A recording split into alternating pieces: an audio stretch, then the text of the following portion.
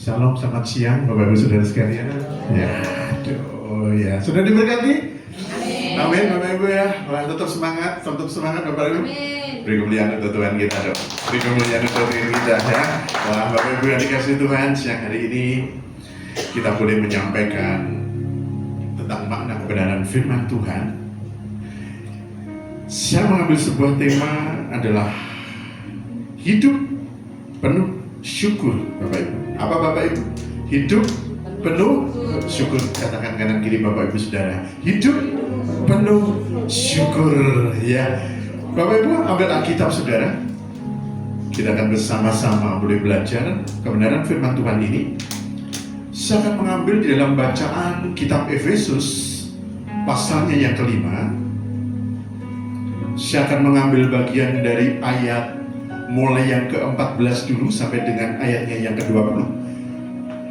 Di mana ayat yang terakhir ini atau ayat yang ke-20 adalah merupakan nats kita.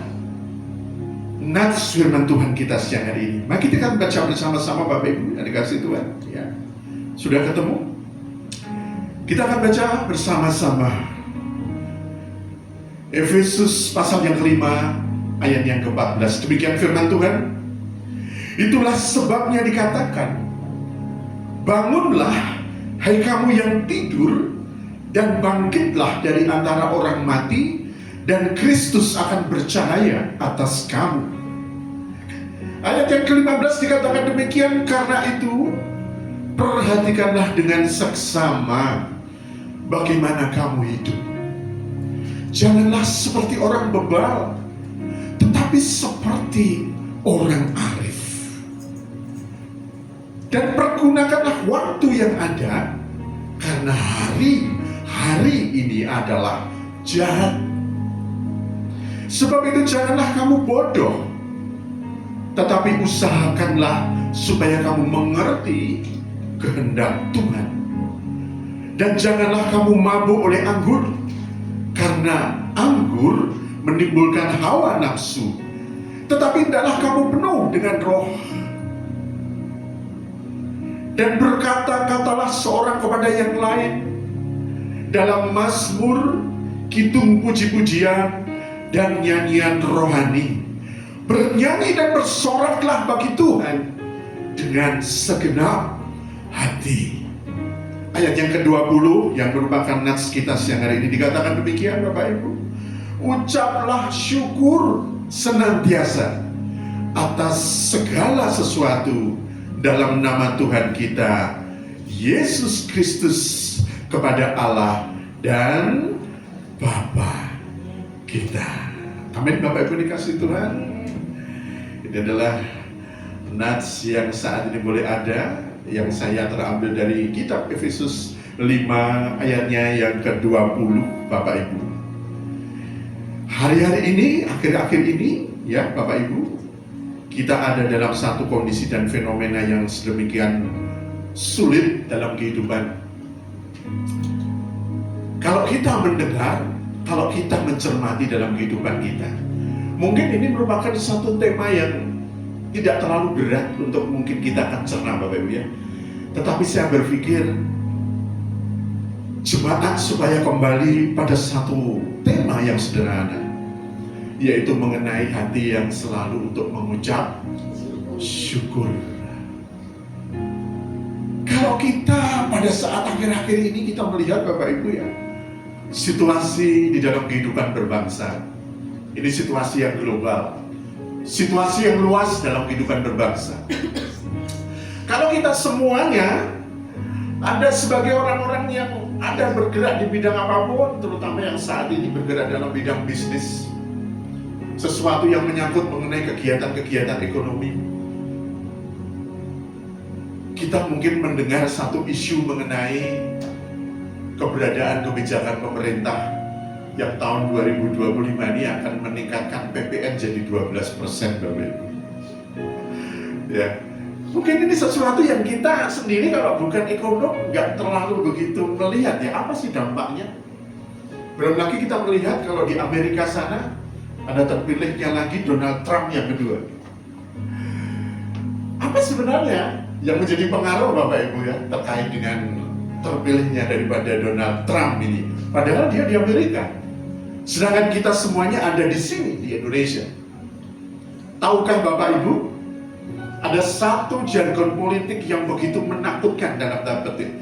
Pada saat Trump ini terpilih untuk yang kedua kali. Bapak Ibu tahu, pada saat Joe Biden menjadi presiden di Amerika, ada suatu perang bisnis terutama dengan naga Asia. Siapa tahu naga Asia? Ya, negara tirai bambu Bapak Ibu ya, adalah negara Cina. Dan pada saat ada pertarungan antara Amerika dengan Cina, bukan berarti kita semuanya juga Bapak Ibu tidak berdampak. Ya. Pada saat kemarin saja situasinya sudah sedemikian sulit dengan beberapa kebijakan pajak yang benar-benar membuat situasi pengusaha juga situasinya juga ngeri Bapak Ibu ya, kalau kita bisa melihat demikian. Tapi ini pada saat Amerika kembali ke Donald Trump, dia katakan begini, America first. Apa dia katakan Bapak Ibu ya? Amerika harus kembali ke nomor satu. Amerika harus menjadi leader. Amerika harus menguasai pasar dunia. Amerika harus menguasai perdagangan dunia. Dan Amerika harus kembali menjadi negara superpower. Tahukah Bapak Ibu? Dalam waktu kemarin tiba-tiba saja dolar kita bisa anjlok yang mengagetkan Mbak ya. Biasanya 16.000, kemarin sempat terjadi kondisi fenomena yang menarik ya. Sampai berapa? Sampai 8.000 Bapak Ibu ya. Tapi apakah ini satu fenomena ekonomi yang menarik untuk kita? Ternyata tidak demikian Bapak Ibu ya. Karena ini hanya kondisi pasar global saja yang terpengaruh situasi di dalam ini. Tapi yang terjadi bagaimana? Daya beli masyarakat menurun Bapak Ibu. Pada kesempatan kemarin saya bertemu dengan seorang pegawai baru di salah satu perusahaan yang saya dampingi Bapak Ibu. Sebagai seorang pegawai yang baru, dia menyapa saya karena dikira saya juga mungkin tamu. Tapi itu hal yang biasa Mbak Isya. Begitu saya masuk, saya disalamin. Saya duduk di lobi. Dia ngikutin saya aja. Dia duduk di sebelah saya. Kemudian dia berdiri lagi. Kemudian akhirnya saya bilang, saya izin ke toilet sebentar. Saat saya kembali, saya ditanya Bapak Ibu, maaf Pak, Bapak ini dari mana dan siapa, mau ketemu siapa? Padahal saya di kantor ini sudah 5 tahun Bapak Ibu ya, di Sukoharjo sana. Ya, dia pegawai baru. Tapi Bapak Ibu, ini adalah satu job yang benar tentang seseorang ya. Karena memang harus demikian. Dia harus punya job untuk bertanya pada siapa, karena dia tidak kenal saya. Ya, dan saya juga tidak boleh katakan, you emangnya siapa? Lo siapa lo? Ya, masa lo nggak tahu lo siapa saya di sini? Tidak demikian Bapak Ibu. Saya menyapa, oh iya Mas.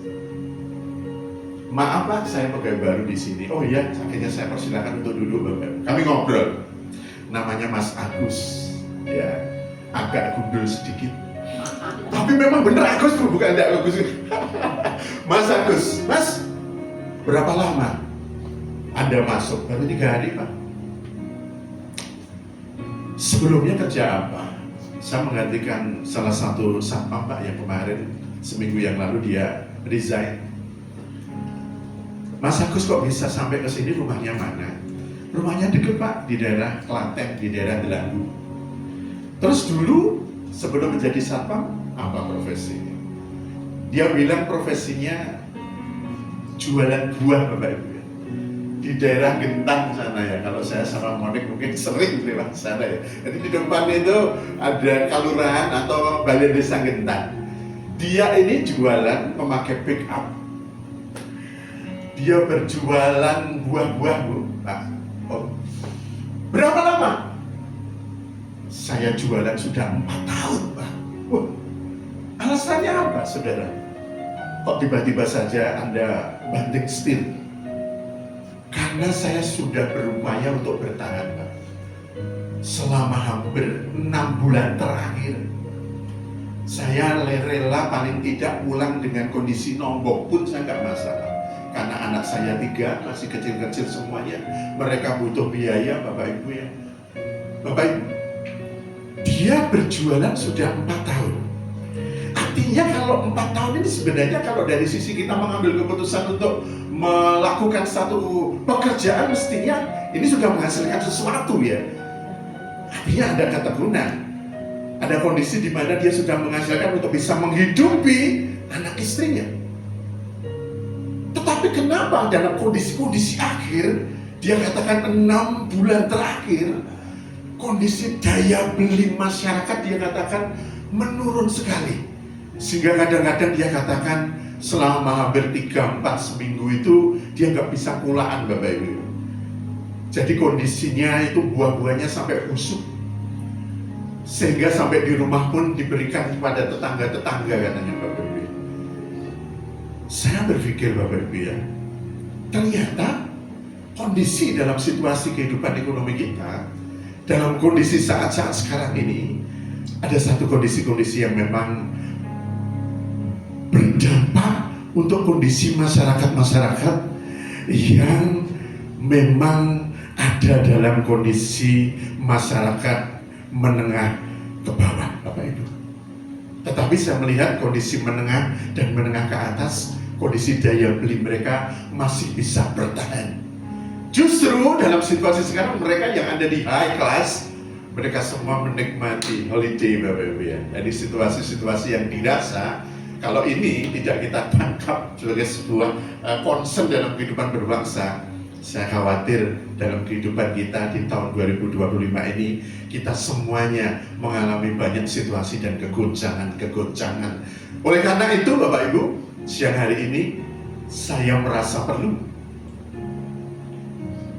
sebagai gembala di tempat ini untuk kembali kita merenungkan satu hal yang sederhana tentang apa? Tentang hidup di dalam ucapan dan kepenuhan syukur. Karena hari-hari yang akan datang, hari-hari yang berat,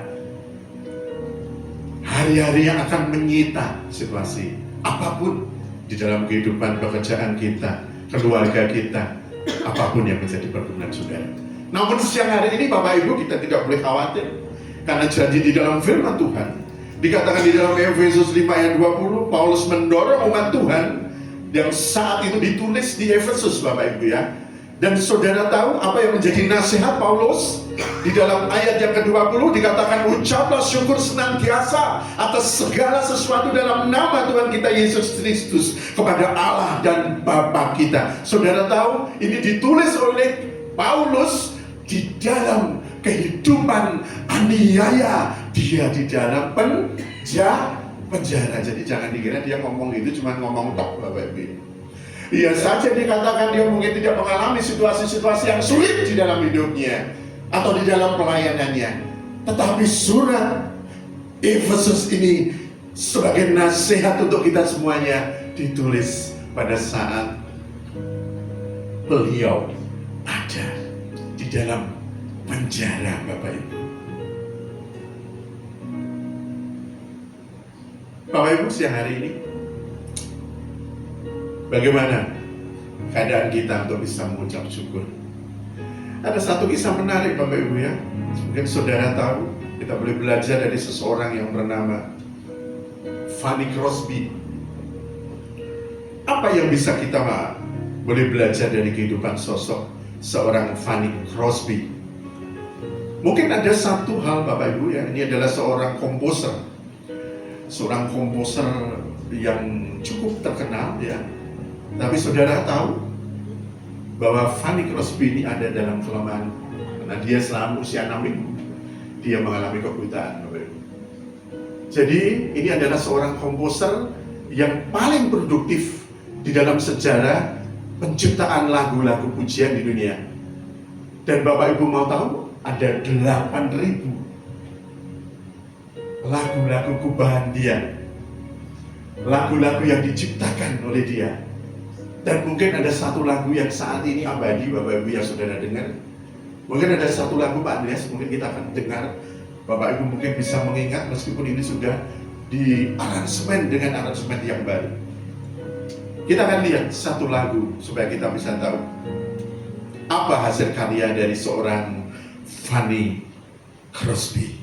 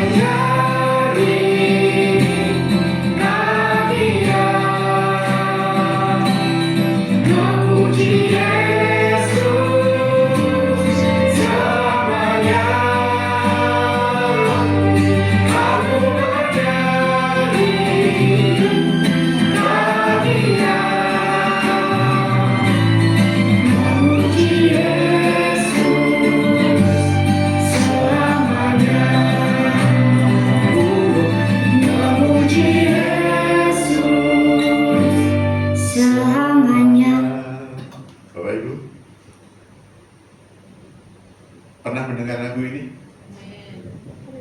Aku bernyanyi bahagia. Kalau saudara cipta lagu saat itu, Bu, sementara kita duitnya tebel, kantongnya tebel, Bu, beli, ya, semua bonus, ya, no? Parfum, waduh, lancar, ya kan ya, betul ya. Kita akan nyanyikan lagu enggak itu? Aku bernyanyi bahagia memuji Yesus selamanya. Itu kalau pas kantongnya tebel. Amin, amin. Saudara tahu ini diciptakan oleh Fanny Crosby. Dia lahir pada tanggal 5 Juli tahun 1563. Dan dia pada saat lahir, pada saat usia 6 minggu, dia mengalami kondisi kejang, Bapak Ibu ya, dan panas yang tinggi. Mungkin pada saat itu dunia kedokteran belum semodern sekarang. Sehingga singkat cerita, Fanny kecil pada usia 2 minggu, dia akhirnya didatangi oleh seorang para medis di dekat rumahnya, dan dia akhirnya dikompres dengan sesuatu Mungkin saat itu dia bereksperimen dengan obat tertentu. Sehingga pada usia 2 minggu, si gadis kecil ini dengan kompres di mata, demamnya turun, Bapak Ibu. Tetapi, pada saat anak ini esok harinya siuman dari tidur, ibunya kaget. Kenapa? Karena si anak ini tidak mampu merespon situasi-situasi di sekitarnya lagi. Alias apa, Bapak Ibu? Dia menjadi buta sejak usia 6 minggu. Saudara tahu? Dalam usia 6 tahun kemudian, ibunya meninggal. Waduh, Bapak Ibu. Kemudian ayahnya 1 tahun kemudian juga akhirnya dipanggil sama Tuhan. Usia 7 tahun. Ngeres tidak, Bu Joko? Akhirnya dia diasuh oleh bibinya, dan di sanalah Tuhan boleh berkarya atas anak ini, Bapak Ibu. Di sana dia diajari untuk belajar, berdoa, belajar tentang firman Tuhan, dan sehari dia menghafal beberapa ayat Sifani kecil, Bapak Ibu. Dan saudara tahu kemudian dalam kehidupan selanjutnya,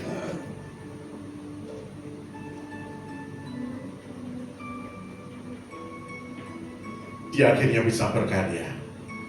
Dia akhirnya masuk pada salah satu universitas khusus untuk penyandang cacat tunanetra. Dan di sana dia bertemu dengan seorang suami yang juga tunanetra, Bapak Ibu ya. Tapi dia seorang pianis tunanetra yang paling disukai di Amerika saat itu. Dan di sana Tuhan mempertemukan Fanny Crosby dengan seorang suami yang luar biasa. Dan dalam kehidupan mereka berdua, lagu demi lagu, pujian demi pujian, mereka ciptakan. Sehingga sampai akhir kehidupannya, pada tahun 1915 dia diambil Tuhan. Sedangkan sebelumnya suaminya 3 tahun sebelumnya dia diambil Tuhan. Ada 8.000 kidung pujian, lagu-lagu yang diciptakan, yang saat ini Bapak Ibu abadi dan memberkati kita sekalian. Ada satu cerita yang menarik tentang dia. Pada saat dia 1 tahun sebelum kematiannya, pada saat dia mengalami sakit yang berat, ada seorang hamba Tuhan yang menjenguk dia. Pada saat dia duduk di samping dia berdoa, Bapak Ibu, dia katakan demikian, Fanny Crosby, engkau seorang yang luar biasa di dalam hidupmu. Tetapi apabila engkau boleh dilahirkan kembali, apabila waktu boleh berputar, apa yang menjadi permohonanmu kepada Tuhan?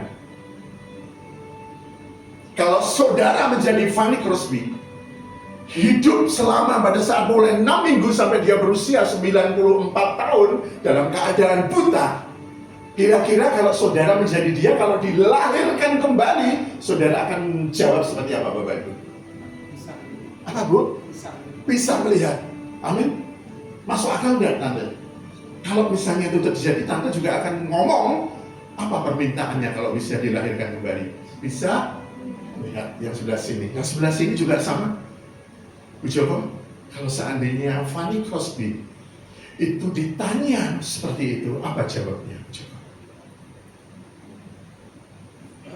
Kalau boleh dilahirkan kembali, apa permintaanmu?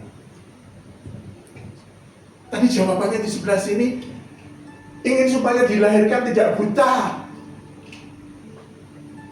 Apa kira-kira? Ya?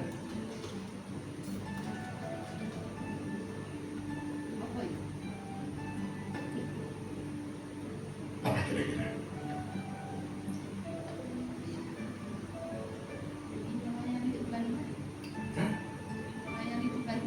Melayani Tuhan. Jadi kalau dilahirkan dia sudah melayani Tuhan. Dia sudah buat banyak lagu. Ya lebih. Oh, buat lebih banyak lagu. Artinya kalau dia dilahirkan kembali akan lebih banyak untuk berkarya. Ya, seperti itu ya. Oke, kalau yang kecil, yang remaja. Kalau you sebagai Fanny Crosby, ditanya saat engkau buta, Clara, ini etok-etok ya. Apa kalau seandainya kamu bisa dilahirkan kembali? Permintaanmu apa? Hah? Bisa melihat. Oke, berarti di sini pun sebenarnya secara prinsip logikanya sama, Bu ya. Bahwa kalau keadaan seperti dia, pasti dia ditanya, aku ingin bisa melihat. Bapak Ibu, jawabannya begini, Bapak Ibu. Pastor, kalau seandainya aku mau dilahirkan kembali, aku ingin tetap diriku ini tetap buta. Aneh enggak, Bapak Ibu? Kaget enggak? Pastor, oh, ini mau dilahirkan kembali kok dia tetap buta. Apa yang menjadi kerinduanmu, Fani? Dia katakan, karena pada saat aku nanti pulang ke rumah Bapa, pada saat aku nanti di surga, dan pada saat aku melihat yang pertama kali, yang kulihat adalah wajah juru selamatku. Bapak Ibu, banyak cerita ya terkait dengan the hero of the church of the faith, pahlawan iman. Biasanya dia ini dalam kondisi tertentu terpuruk, akhirnya dia jadi hero, gitu Pak ya. Tapi ini Fanny Crosby ini sampai dia meninggal usia 95, Bu, dia ada dalam keadaan kehidupan yang biasa-biasa saja. Karena sampai akhir hidupnya dia juga tidak mempunyai rumah, dia juga tidak mempunyai tempat tinggal, dan dia hanya menempati satu tempat yang dulu adalah tempat tinggal daripada bibinya yang merawatnya sampai akhir, Bapak Ibu. Yang kedua, kita boleh belajar tentang ucapan syukur ini dari seorang pribadi yang bernama siapa, Bapak Ibu? Ayub. Tentu tokoh ini adalah tokoh yang sangat tidak asing lagi untuk saya dan Bapak Ibu Saudara. Dikatakan demikian di dalam Ayub 1 ayat 20 sampai 22. Pada saat kondisi Ayub menjadi tidak baik ya dalam kehidupannya, Bapak Ibu ya, dikatakan demikian. Maka berdirilah Ayub lalu mengoyak jubahnya dan mencukur kepalanya. Kemudian sujudlah ia dan menyembah, katanya, dengan telanjang aku keluar dari kandungan ibuku, dengan telanjang juga aku akan kembali ke dalamnya. Tuhan yang memberi, Tuhan yang mengambil, terpujilah Tuhan dalam kesemuanya itu. Ayub tidak berbuat dosa dan tidak menuduh Allah berbuat yang kurang patut. Bapak Ibu, hartanya habis, anaknya habis, kesehatannya mengalami gangguan. Apa yang pantas untuk diperbuat? Tetapi Ayub tidak melakukan yang tidak sesuai dengan firman. Ia bahkan tetap mengucap syukur dan berkata, Bapak Ibu, terpujilah nama Tuhan. Apa sih yang menjadi rahasia Ayub dalam bersyukur, Bapak Ibu? Yang pertama di sini, tidak menilai Tuhan hanya berdasarkan satu peristiwa dalam hidup saudara. Karena jika ini yang terjadi, Bapak Ibu Saudara, maka ketika kita memiliki banyak anak dan tubuh yang sehat seperti Ayub, dia pasti akan bersyukur. Sebaliknya, jika ketika satu persatu milik kita hilang seperti Ayub, maka kita mesti akan protes sama Tuhan. Amin. Kalau Ayub di dalam hal ini, Bapak Ibu ya, bisa menerima keadaan, saudara ingin tahu bagaimana sikap istri daripada Ayub? Di dalam pasal kedua dan ayat ke-9 dikatakan, masih bertekunkah engkau dalam kesalehanmu? Ini istrinya katakan dia. Kutukilah Allahmu dan matilah.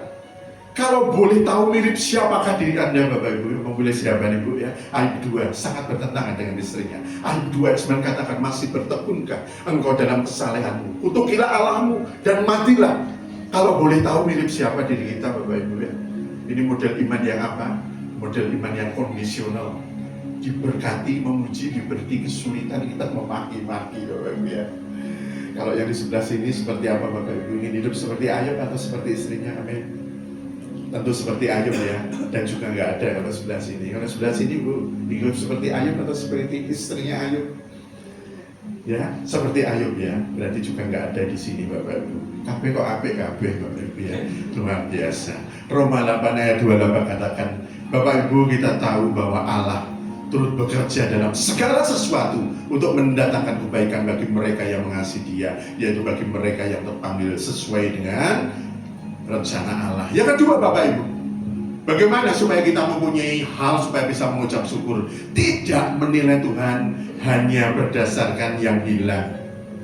Apa Bapak Ibu? Tidak menilai Tuhan hanya berdasarkan yang hilang. Mengapa ada orang yang hanya kehilangan satu jari bersungut-sungut, sementara ada orang lain yang kehilangan semuanya masih dapat memuji Tuhan? Amin Bapak Ibu. Amin Bapak Ibu.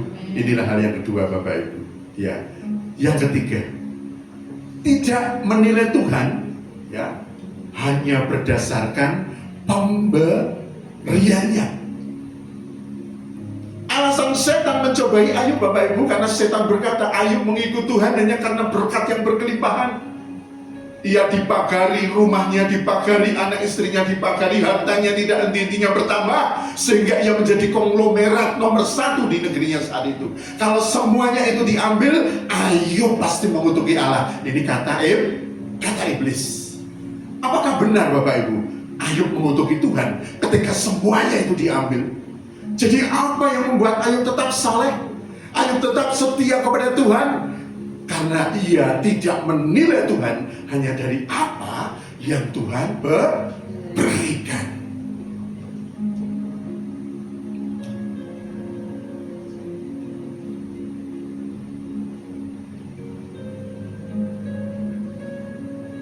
Ini ada seorang filosof ya dari Inggris, katakan Henry Nouwen berkata bahwa hidup adalah serangkaian kehilangan-kehilangan Bapak Ibu. Kok bisa hidup adalah merupakan rangkaian kehilangan? Coba saudara sadari, ketika lahir di dalam rahim seorang ibu, kita kehilangan rasa aman berada dalam kandungan Bapak Ibu. Oleh karenanya kalau bayinya lahir biasanya nangis Bu ya. Ada yang katakan nangis itu kalau secara medis itu tanda kehidupan. Tapi kalau secara prinsip kerohanian orang bilang sebenarnya nyaman aja ya di dalam perut ibunya. Karena kalau dia keluar berarti dia sudah siap untuk bertarung dengan dunia ini yang sedemikian jahat. Bapak Ibu, yang kedua, ketika masuk sekolah, kalau kita sudah sekolah, kita kehilangan rasa aman untuk tinggal dalam lingkungan keluarga. Ketika memperoleh pekerjaan, kita juga kehilangan kemerdekaan sebagai anak muda yang biasanya bisa kemana-mana. Ketika menikah, kita juga kehilangan kegembiraan Bapak Ibu. Karena apa? Masih mempunyai banyak pilihan katanya. Dan ketika menjadi tua, kita kehilangan ketampanan, kecantikan, kesehatan, kebebasan fisik, dan sebagainya. Dan ketika saudara mati, kita kehilangan segala-galanya Pak Ibu. Jadi kalau kita katakan di dalam kehidupan kita Bapak Ibu ya, bagaimana kita untuk mengucap syukur? Setiap hari ini kita boleh belajar dari seorang Ayub, di mana dikatakan di dalam waktu akhir ini, saudara dan saya ingatkan kembali yang pertama, supaya kita tidak menilai Tuhan hanya berdasarkan satu peristiwa yang terjadi di dalam kehidupan saudara. Karena sesungguhnya di dalam satu peristiwa hidup itu, maka sebenarnya Tuhan merupakan satu rangkaian. Karena katakan di dalam Roma 8 ayat 28 bahwa Tuhan tidak pernah mereka-rekakan yang buruk di dalam kehidupan saudara. Amin. Yang kedua, tidak menilai Tuhan hanya berdasarkan yang hilang dalam kehidupan saudara. Coba saudara perhatikan dulu kan. Tidak menilai Tuhan hanya berdasarkan yang hilang. Yang ketiga, tidak menilai Tuhan hanya berdasarkan pemberian-pemberiannya. Apabila saat ini saudara dalam kelimpahan, saudara ada dalam situasi-situasi yang diberikan segala sesuatunya kemudahan dalam hidup saudara, maka bukan itu sebagai dasar saudara bersyukur. Siang hari ini Bapak Ibu, kalau kita termasuk orang yang tidak dapat mengucap syukur dalam segala hal, berarti kita tidak beda dengan istri Ayub. yang hanya mau menerima apa yang baik dari Allah dan menolak apa yang tidak baik di mata kita. Dan kembali menurut Ayub, ini merupakan konsep orang yang dungu, dikatakan demikian. Justru karena kita sedang hidup di dunia ini yang merupakan daerah kekuasaan musuh si iblis, tidaklah mungkin kita dapat bebas dari cobaan dan penderitaan.